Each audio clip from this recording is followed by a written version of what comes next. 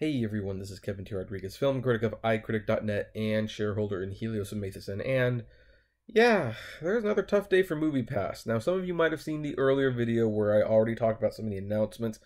For those of you who haven't seen it, this is going to be the definitive video. We are going to talk about the changes that they are making, the long-term viability, whether or not I still recommend it, and whether or not it's a scam.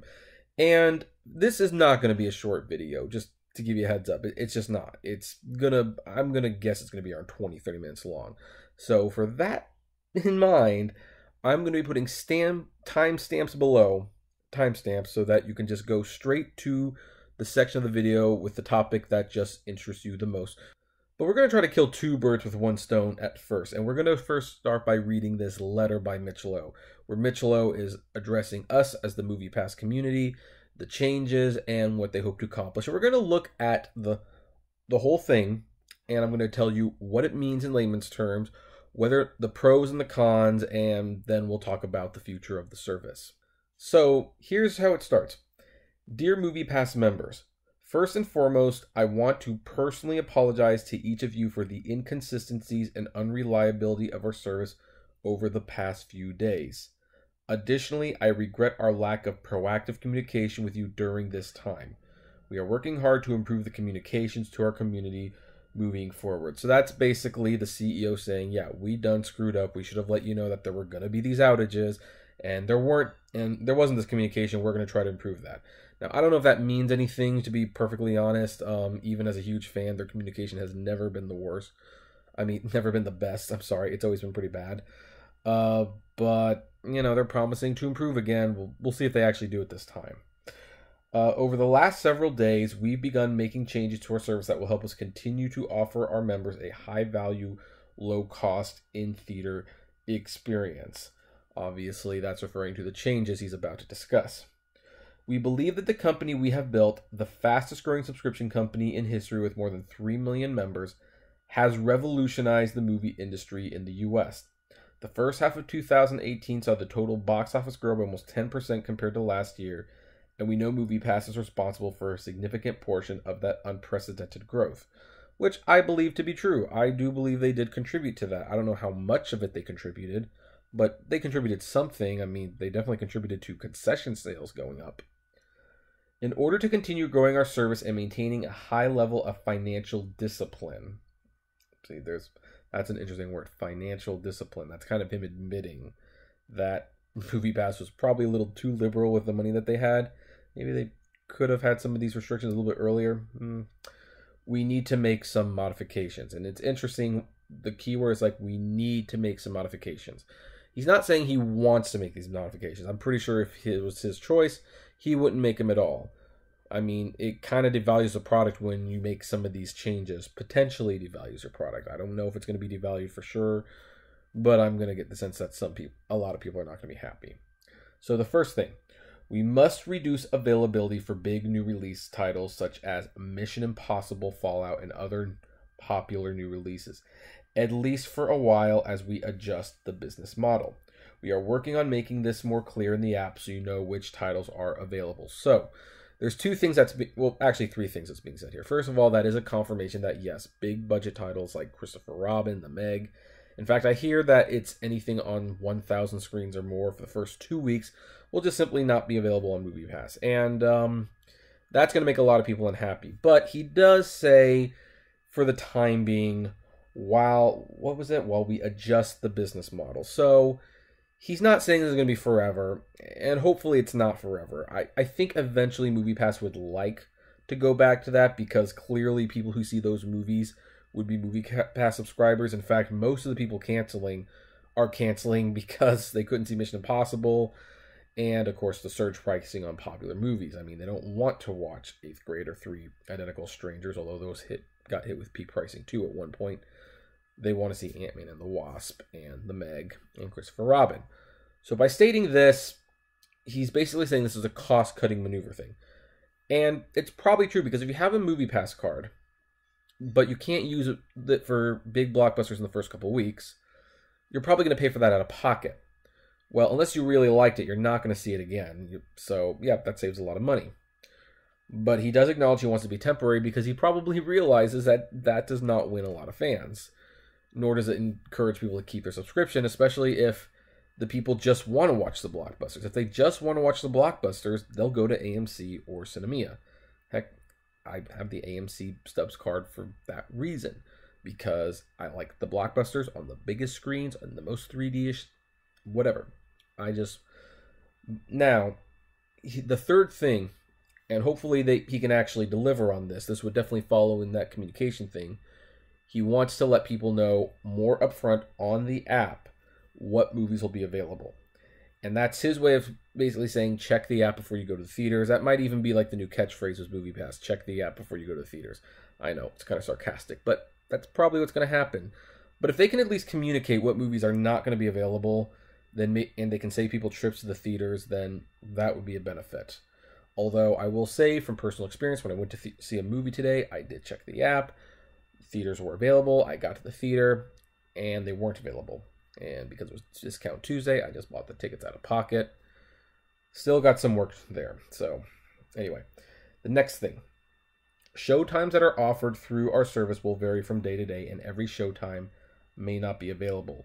We encourage you to check the MoviePass app for showtimes before you leave for the theater. Now, it's nice that he's being honest about this, but that's probably like the biggest BS thing that is in this whole thing. I think if this is going to happen, it needs to be limited to 2 weeks at most. 2 weeks at most. We understand you're restructuring the company. The hardcore fans will wait a couple weeks, I believe. But you jerk them around for more than that, then they are not going to stick around. In fact, I'll even give them a suggestion right now. Since it is Tuesday and since I kind of got burnt by this, I would throw them a bone and announce on the app that theaters that have Discount Tuesdays will guaranteed not be blocked out on the app. Encourage people to go that day because those are the cheapest tickets. So throw them a bone while you're working it out. At least guarantee one day of the week at theaters that do the discounts that those days will be unaffected. And of course, the partnered theaters are never affected anyway. So let's see here. While our customer service team has made great strides of late, we still have a long way to go to provide the most responsive customer service experience for you. In the meantime, access to immediate support may become limited. However, we are working to prioritize the requests of members who are at the theater and introduce more self-help tools, as well as focus our resources on fixing glitches and bugs in the app. And yeah, they need to introduce a hotline. Again, with everything that's going on, I'd probably give them 3 weeks on that one to fix, but you don't want it to go too much longer, especially with the shifting blockouts. I mean, you need to get a phone number so people can call you just in case something happens. So anyway, that's 3 announcements so far, and I've only been okay with 1. So for all those who say I'm a fanboy, well, there you go. Finally, we want to be as transparent as we can with these changes and any future changes. We are committed to giving you the best experience. We count on your support and loyalty while we implement these necessary steps for the company you've grown to love. That one kind of breaks my heart a little bit because if there's one thing I've learned since making these videos, there's no loyalty in this. There's none whatsoever. When MoviePass was doing every movie as much as you wanted, people loved it. It was great. You couldn't find anyone who disliked MoviePass. But now that they're not being given what they were given before, now that things have changed, and it's funny that people know that they're going bankrupt. They need to stem the losses. And rather than say, you know what, okay, we'll give you a little bit of time, not an unreasonable amount of time. Like I said, a couple weeks. If they haven't figured this out by a couple weeks, then yeah, maybe you should just dump them.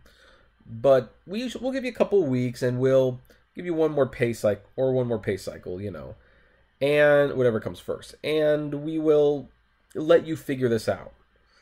But no, they don't, because it's like, well, see you later.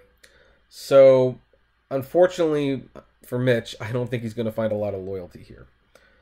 Thank you for your understanding and patience, and we'll be in touch with more updates as we have them. So there you go. That's the email. He pretty much announced no big blockbusters, You know, the times of the day will fluctuate, and that they hope to be more transparent. It's actually, believe it or not, a very hopeful email, but it's hopeful because the company has been in such dire states the last few days that honestly, it's kind of hard to be less hopeful, but it's still not encouraging.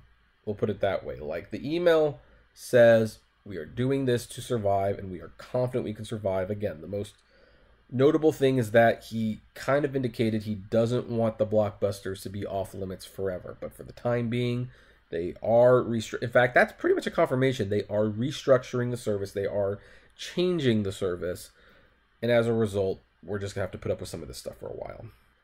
Now, with that email being read and with these changes, let's describe what the service is basically going to be now and whether or not I still think it's a good deal. It's pretty clear that MoviePass is getting away from two major things. They're getting away from Blockbusters, which I think lost them the most money, and they are getting rid of the movie anytime, anywhere. I wouldn't be too surprised if there's like a cap on, you know, tickets at some point. Those things are definitely changing.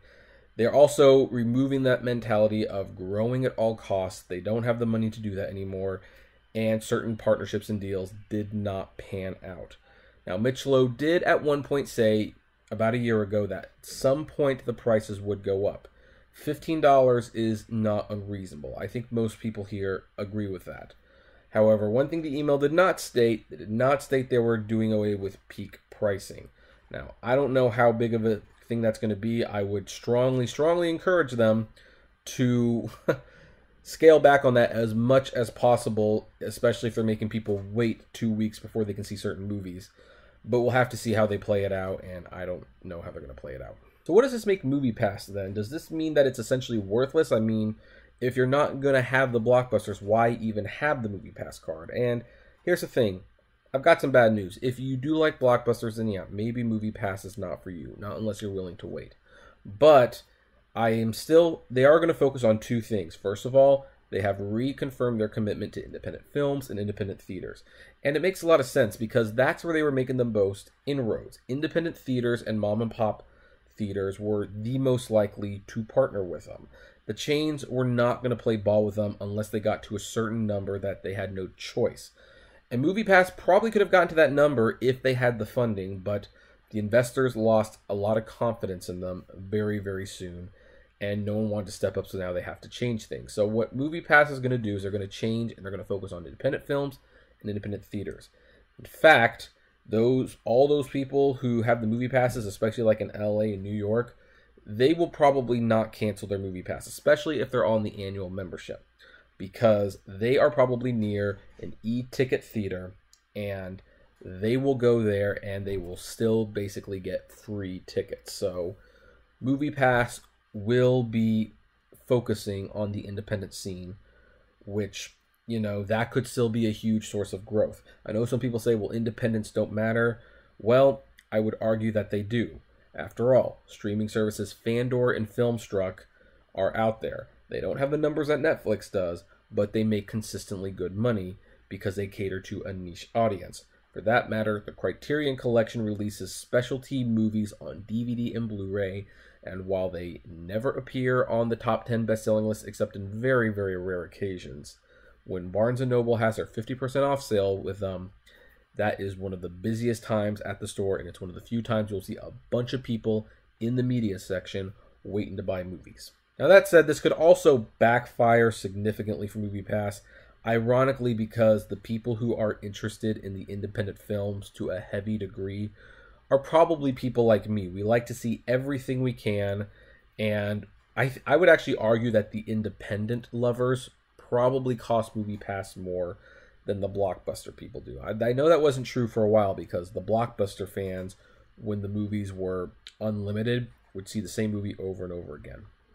When they pulled that lever and turned that off, I think people who liked Blockbusters use their MoviePass a lot less. But the people who love the independent films use it just as much, if not more, because they either didn't want to watch the Blockbusters or they were only going to want to watch them once anyway. And so by focusing on that market, there is a chance that they could actually wind up with a far less amount of subscribers who are seeing far more movies. But again, these people go to independent theaters.